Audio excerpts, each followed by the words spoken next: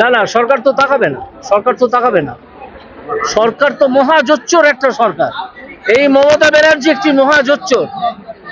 আমরা আমরা school service কমিশনের চেয়ারম্যানের সঙ্গে মিটিং করে তারপর যখন বুঝলাম যে হয়তো ওনারা পাবলিশ করতে পারেন, হয়তো তিনি আমাদেরকে কোনো কথা দেননি, কিন্তু আমরা ভেবেছিলাম যে স্বচ্ছতা বজায় রাখার কারণে, ট্রান্সপারেন্সি বজায় রাখার কারণে তারা হয়তো এটা পাবলিশ করে দেবেন, এবং তারপরেও আর 3-4টে পদক্ষেপ আছে, সেটা নিলে পরিষ্কার হয়ে যেত কে যোগ্য কে অযোগ্য।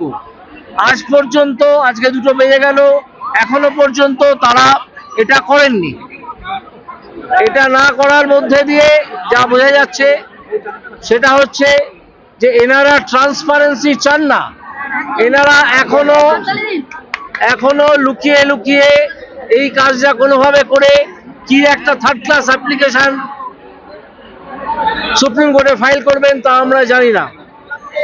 আমি আজকে একটা জিনিস আপনাদের জানানোর জন্য এনেছি, সেটা হচ্ছে স্কুল সার্ভিস কমিশন অ্যাক্টে, সেটা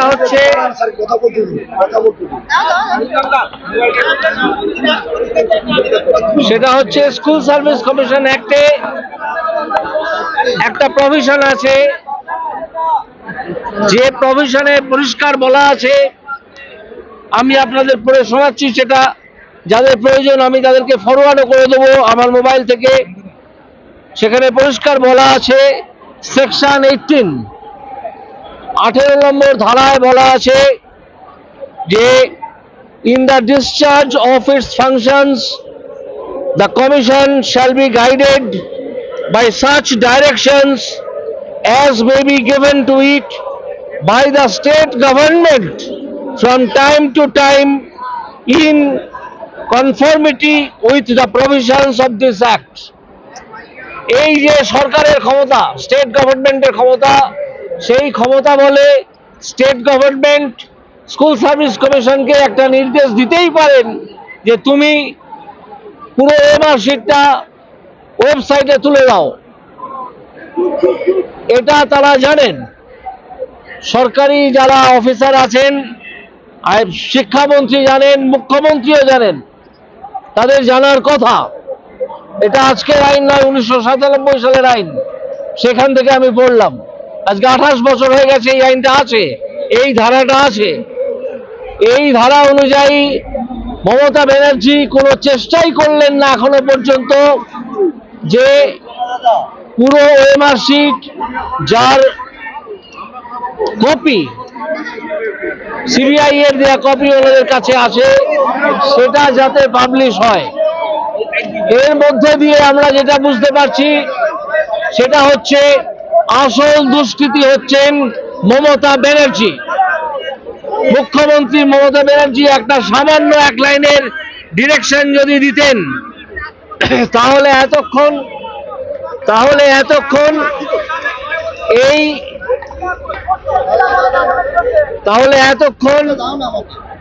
এই সব ওয়েবসাইট প্রকাশ হয়ে যেত। এই না করার পেছনে একমাত্র আছেন আমাদের এই জালিয়াত মুখ্যমন্ত্রী মমতা ব্যানার্জি। স্যার, আমাদের এখন লড়াইয়ের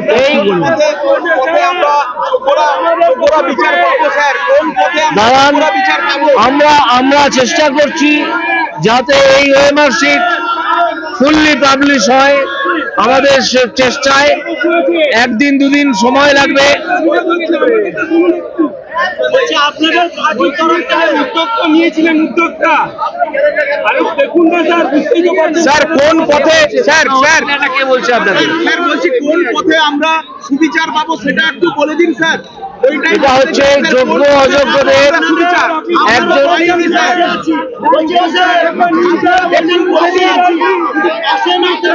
চাকরি ফেরানোর কি ব্যবস্থা আপনারা করছেন সেটা বলুন। পাশে তো সবাই আছে, কিন্তু চাকরি ফেরানোর ব্যবস্থা আপনাদের তরফ থেকে কিছু করা হচ্ছে কি? চাকরি ফেরানোর ব্যবস্থার করার আসল কর্তা হচ্ছেন মুখ্যমন্ত্রী মমতা ব্যানার্জি এবং তার সরকার। সেন্ট্রাল গভর্নমেন্ট কোনো কাজ দিবে হাতে নেবে?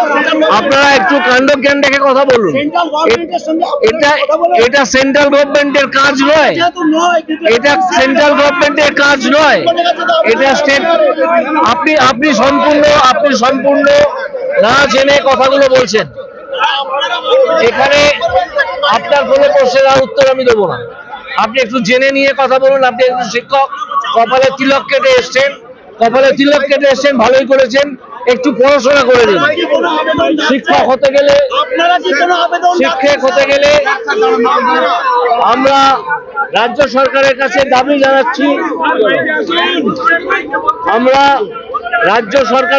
দাবি জানাচ্ছি, এইমাত্র আমি যে section 18 of West Bengal School Service commission act 1997 বলেছি, সেই অনুযায়ী মুখ্যমন্ত্রী ইমিডিয়েটলি কমিশনকে একটা ডিরেকশন দিন যাতে সব ওএমআর শিট পাবলিশ হতে পারে। মাইকটা কাজ করছে না কোনো কারণে।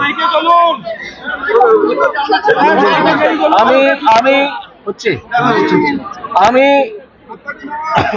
এই যে এইমাত্র West Bengal School Service Commission অ্যাক্টের 18 নম্বর ধারা বা সেকশন 18 পড়লাম, যেখানে বলা হচ্ছে যে গভর্নমেন্ট যদি একটা ডিরেকশন স্কুল সার্ভিস কমিশনকে দেয় তাহলে স্কুল সার্ভিস কমিশন সেটা মেনে চলতে বাধ্য। আমরা দেখলাম 2 দিন হয়ে গেল স্কুল সার্ভিস কমিশন নিজের থেকে এই ওএমআর শিট সব পাবলিশ করেনি। এখন আমাদের দাবি যদি আর ডিস্টার্ব করেন আমি কিন্তু আপনার থেকে সরিয়ে দেবো এখান থেকে। এখন আমাদের দাবি যে এই সেকশন 18 অনুযায়ী মমতা বন্দ্যোপাধ্যায় এখনই 2 ঘন্টার মধ্যে, 2 ঘন্টা সময় আমি তাকে দিলাম, 2 ঘন্টার মধ্যে এই ডিরেকশন স্কুল সার্ভিস কমিশনকে দিন, যাতে স্কুল সার্ভিস কমিশন বাধ্য হয় তাদের কাছে যে হোল স্ক্যান কপি আছে ওএমআর শিটের সেটা পাবলিশ করে। যদি তা না দেন তাহলে বুঝবো মমতা বন্দ্যোপাধ্যায় যে ভাওতা সেদিন দিয়েছেন নেতাজি ইন্ডোরে, সেই ভাওতাবাজিও এখনো চালিয়ে যাচ্ছেন এবং সেটা চালিয়ে যেতে ইচ্ছুক। তিনি চাকরিহারা, যোগ্য চাকরিহারা যারা, তাদের পাশে আসলে দাঁড়াচ্ছেন না। তিনি আসলে চিন্তিত যাদেরকে তিনি এবং তার দল চাকরি বিক্রি করেছিলেন তাদের নিয়ে। এই যোগ্য প্রার্থী যারা আজকে এখানে ভিড় করে আছেন তাদের নিয়ে নয়। ফলে 2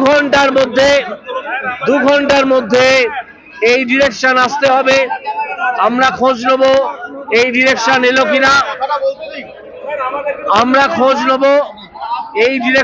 কিনা, এবং সেই ডিরেকশন যদি না আসে আমরা মমতা ব্যানার্জির পদত্যাগ চাইব প্রতি মুহূর্তে।